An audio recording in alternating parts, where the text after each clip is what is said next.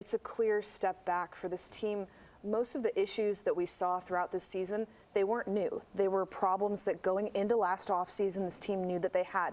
They knew that the three-point shooting was an issue. They knew that point guard was a questionable position, but just not a lot of changes were made in the offseason. So this kind of felt like a repetition of a lot of those errors. And, you know, there were areas where they made improvements, but a lot of the steps back were not new problems. It was very, very familiar. Very Paula Abdul, like 2 steps forward, 2 steps back.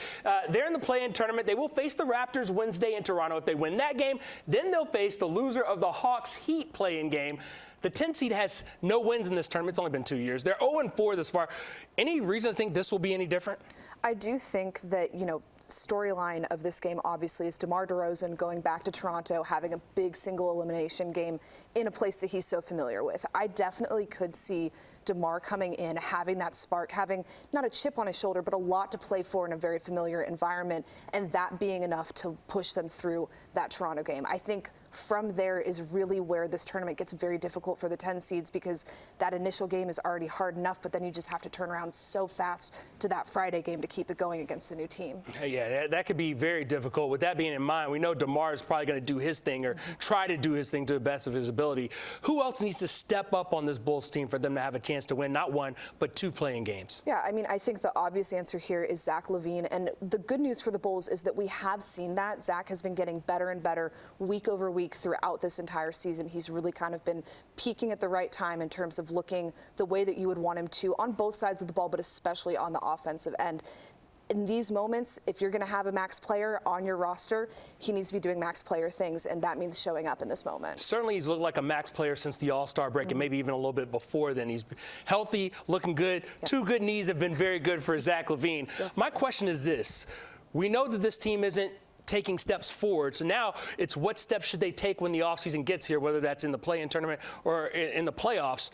What could or should this team be doing this offseason to turn things around? I think the #1 priority has to be you need a starting point guard. It cannot be a young player that you are trying to move into a point guard position. You can't be putting Kobe White, Ayo Dosunmu, those guys into those positions. They need an actual point guard, and whatever it takes to move this roster around to make sure that you have a starting point guard on the first day of the season, that's what you have to do. Obviously, you hope that Lonzo Ball is going to be able to make a full return at some point, but we know that's not going to be the first day of training camp or the first day of the season. So that's what you have to go out. You have to go out and get that if this team's going to be organized next year. I think most people like myself are looking at I don't expect Lonzo Ball to play another game in a Bulls uniform. If he does, great. Of course. But in the meantime, something needs to happen. The other thing people are looking at, you didn't trade Nikola Vucevic at the trade deadline. Will he be back in Chicago next season? Vuce has made it clear that he would like to come back. That's at least what he was signaling around the All-Star break and kind of some of the weeks after that. I think the question is just fit.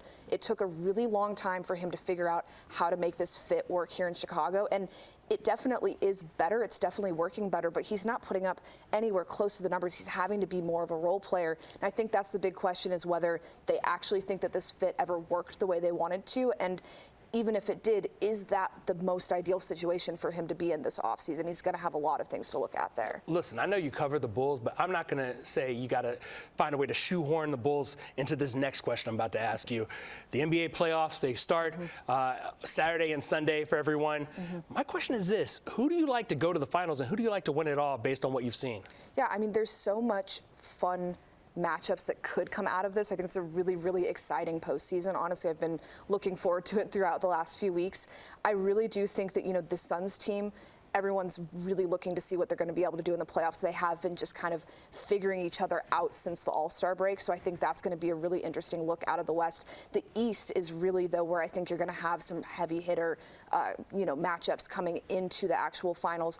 I still think that the Bucks, as long as they're able to stay healthy, they've had some concerns with Middleton, et cetera.